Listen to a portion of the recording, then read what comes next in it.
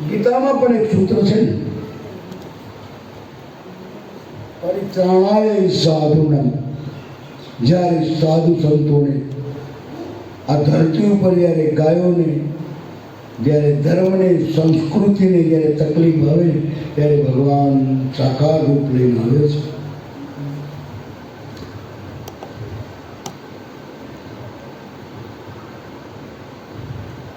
ભગવાનને આવવું પડે એમ છે. સંત સુરદાસજીના જીવનની એક વાત છે. સુરદાસજીને ભજનનું ગાય કહે. સુરદાસજી ભજનમાં જાય છે.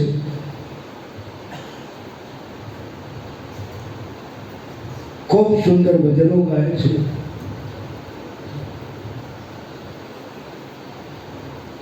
ગાતા ગાતા રાત્રિના 4 વાગે, રાત્રિના 4 વાગી ગયા ગાતા.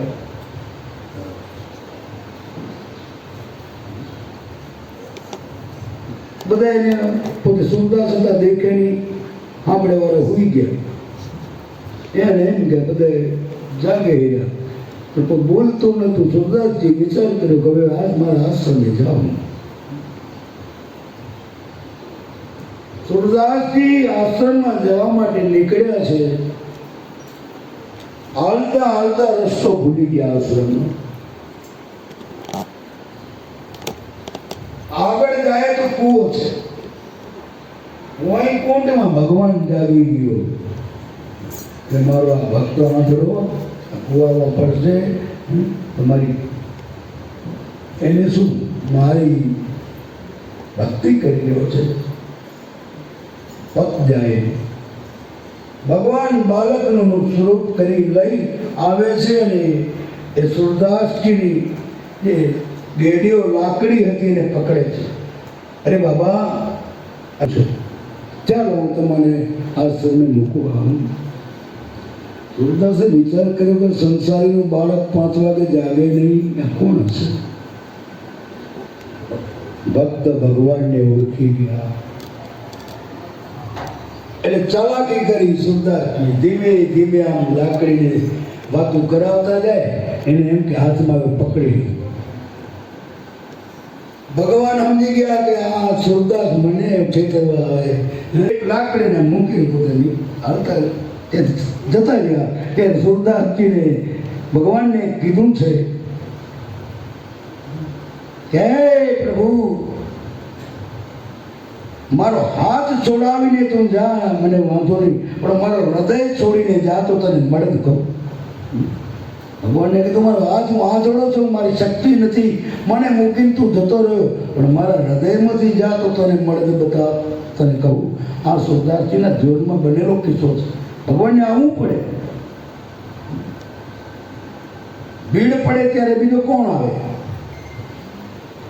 અને રામે પણ ભગવાન રામને મનુષ્ય અવતારમાં કેવી લીલા કરી છે.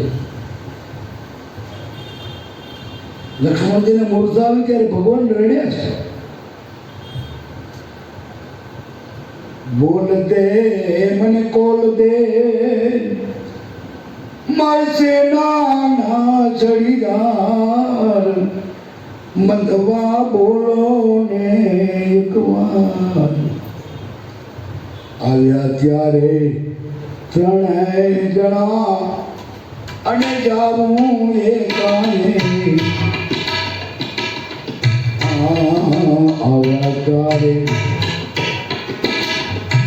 3 જણા અને જાવું એકાને. સુમિત્રા માતા પૂછશે, સુમિત્રા માતા પૂછશે, અરે ત્યારે શું જવાબ દઈશ? બંધવા બોલો ને એકવાર.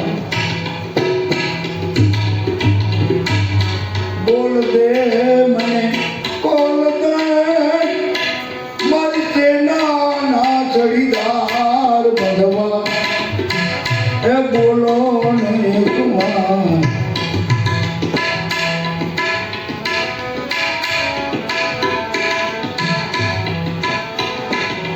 ભાઈ મરે બહુ હારીએ અને બેની મને દુજાન વાલાપણમાં જન્મ વિતર મરે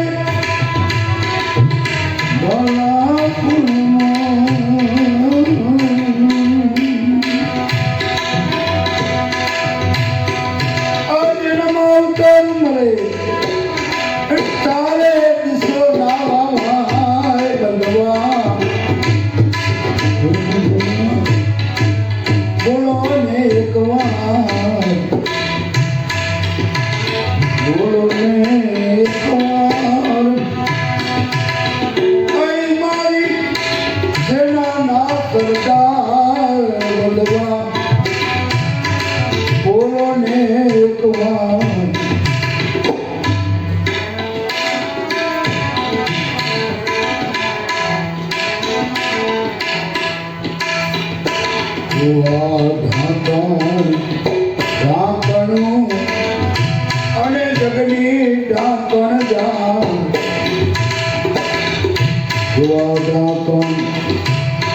ઢાંકણું જગની ઢાંકણ જા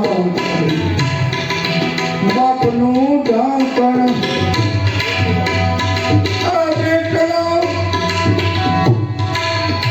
ઘરની ઢાંકણ નાર બનવા એ બનવા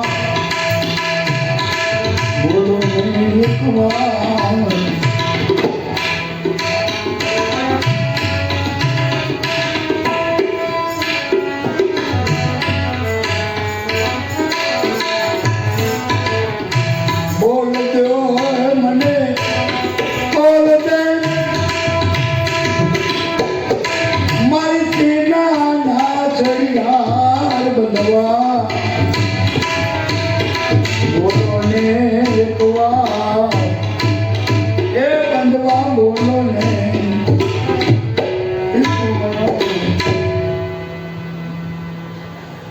ભગવાન માનવ લીલા કરે ને ત્યારે મનુષ્યના પાત્રો ભજવ્યા છે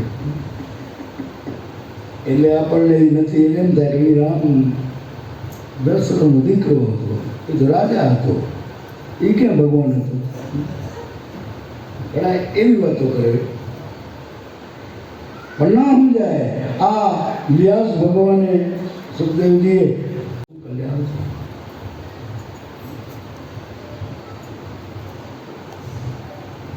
સગુણ ભગવાન બનીને આવ્યો છે ત્યારે તો ટક્યું છે આ બધું. ના કે આ પુસ્તકની કોઈ ન માને. કાશીના બ્રાહ્મણોએ વિરોધ કર્યો તો નતા માનતા. 4 વેદ નીચે રામાયણ રાખવામાં આવી. એ સાંજે મંદિરના લોક મારી ચાવી પંડિતો લઈ ગયા અને જો સવારમાં રામાયણ ઉપર આવી જાય તો તારી રામાયણ સાચી. અને આવું બનેલું કાશી. બ્રાહ્મણોએ સવારે જ્યારે દરવાજો ખોલ્યો તો રામાયણજી ઉપર આવી ગયા. ભગવાન કાશી વિશ્વનાથેમાં સહી કરી. બ્રાહ્મણ પસ્તાણા પછી તો એમને નથી ગણતું. ઘણા ભજનો નહીં તો ઘણા કવિઓ ઘણા થઈ ગયા. કેટલા કવિત બનાવ્યા, છંદો બનાવ્યા, સોટા બનાવ્યા, ભજન બનાવ્યા. અમુક સમય સુધી પછી ટકતા નથી. કોઈ ભજન બનાવવું એ કઈ અઘરી વાત નથી, બુદ્ધિના ખેલ છે. ભજન બની જાય પણ ભજન પ્રમાણે જીવન બનાવવું એ તો અઘરું જ છે. એ સરળ નથી એટલું. આજ ભગવાન ધરતી ઉપર આવ્યા. શા માટે આવ્યા એના કારણ ભગવાન ભરદ્વાજ મુનિ આપણને સંભળાવશો.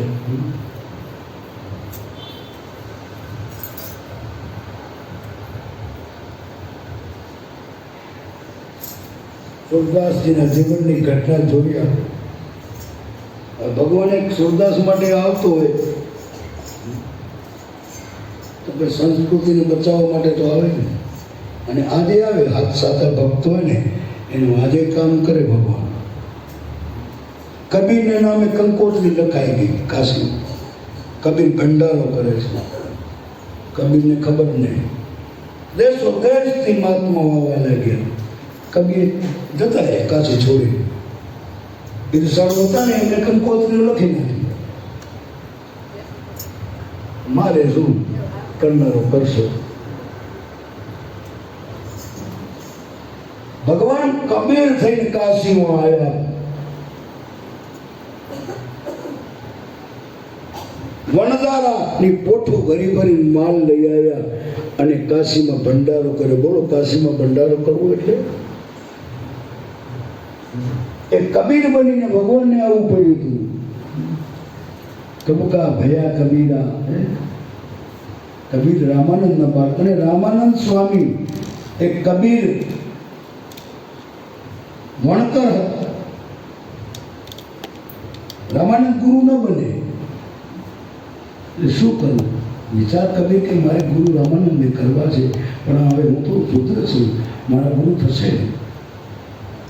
પણ રામાનંદ સ્વામીનો દરરોજનો નિયમ 5 વાગે એટલે ગંગા ઘાટે સ્નાન કરવા જાય. કબીરે વિચાર કર્યો, પગથી હું સૂઈ જાઉં, જ્યાંથી કબીર ચાલે. કબીર પગથી સૂઈ ગયા. રામાનંદ આવ્યા પહેલા બન્યું એવું, રામાનંદ સ્વામીની ચાખડી પગની એ કબીરના કાન પાસે ઠેસ લાગી. ત્યાં રામાનંદ સ્વામી રામ આમ બોલી ગયા. આ શબ્દ કબીરે પકડી લીધો. બસ ગુરુ મંત્ર. પછી તો ગુરુનું દયા થાય પછી શું બાકી રહે? પછી તો જ્ઞાનની સ્પૃહા એવી થવા લાગી. વહેતી વહેતી વાતો કબીરની ફેલાણી કાશીમાં. કાશીના પંડિતો કે આ જ્ઞાન ક્યાંથી આવી પાય? ગમે એવા જ્ઞાનીઓને પણ ત્યાં કને હારી જવું પડતું, ત્યાં નમવું પડતું. એટલું કબીરને જ્ઞાન પ્રાપ્ત થયું. અને ત્યારે કોઈ પૂછે કે તમારા ગુરુ, તો કે રામાનંદ સ્વામી. ધીમે ધીમે વાત રામાનંદ સ્વામી આગળ પહોંચી. રામાનંદના શિષ્યો કહ્યા, તમે કબીરને શિષ્ય બનાવ્યા? પછી પૂછવામાં આવે છે, તમે કઈ રીતે મારા શિષ્ય? કબીરે બધું કહેલી વિના કહી. એક અજાણતા રામ શબ્દ બોલી ગયા ને શબ્દ બ્રહ્માંડમાં ચોટ કરી ગયો, અને અંદરથી જે કંઈ આપણી મેમરીમાં, જે કંઈ બ્રહ્માંડમાં જે છુપાયેલું એ બધું પ્રગટ થયું. આપણી બ્રહ્માંડની અંદર અનેક યોગ શક્તિઓ રહેલી છે. જાગૃત કરવા માટે એનું ભજન કરવું જોઈએ. ગોઠવનારો કેવો ઝીણી એવી નસો છે અંદર, એવું જોડાણ કરેલું છે. મારા નાથની શું એના વર્ણન કરી શકીએ આપણે? શું એના ગુણ ગાઈ શકીએ? બસ એનું નામ જ લઈ શકીએ. બાપ બીજું આપણું કામ નથી. નામ લેતા લેતા અનામી મળે. नाम से बनत काम, ध्यान से मिलत राम. नाम નથી એનું, પણ કાંઈ તો નામ લેવું. અનામી છે, નામ નથી ભગવાન. નિર્વાણ પદ છે, જ્યાં વાણી નથી પહોંચતી.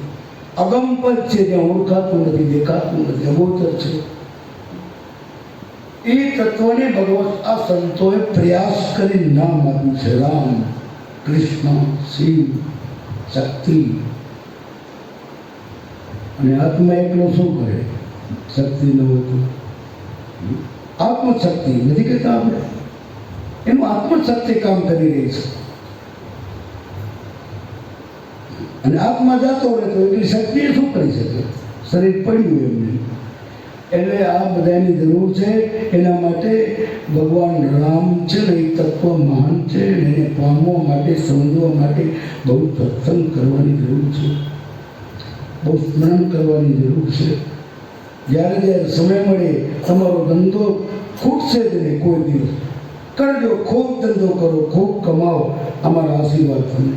પણ નામ ભગવાનનું જેને માનતા હોય ભૂલશો નહીં, ક્યારેય દુઃખી નહીં થઈ આવે. આપણને કોઈ દુઃખી કરી જ ન આવી, આપણને આપણે જ દુઃખી કરી શકીએ, આપણને આપણે જ સુખી કરી શકીએ. એના માટે ખૂબ ભગવાનનું નામ લેજો.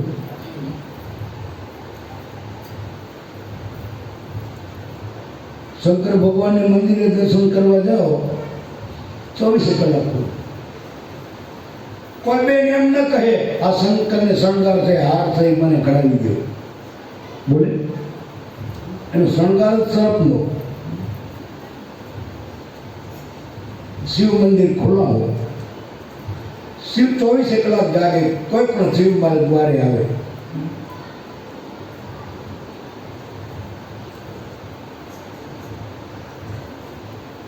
એક વખત શિવ મંદિરમાં એક રાજા ગયા દર્શન કરવા, તો પૂજા જે હતા એમને